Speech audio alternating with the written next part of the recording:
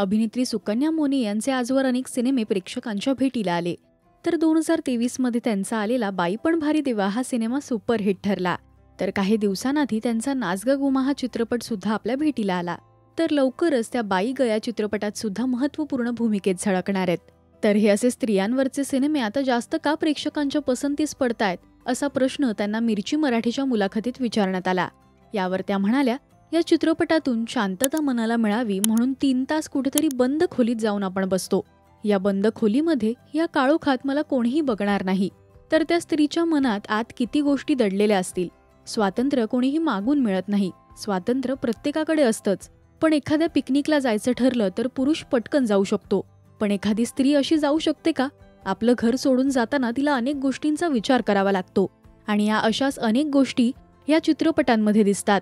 ज्या गोष्टी चित्रपटांमधून बायकांना कळतात आणि त्यांना ते जाणवतं की माझ्या घरी सुद्धा असंच व्हायचं किंवा माझ्या घरी सुद्धा असंच सुरू आहे. माझ्यासोबत हे असंच घडत आलंय. म्हणून ते त्यांना आपलंसं वाटतं आणि म्हणूनच या चित्रपटांना आता जास्त पसंती मिळतेय. तुम्हाला सुकन्या यांचा अभिनय आवडतो का? हे आम्हाला कमेंट्समधून नक्की सांगा.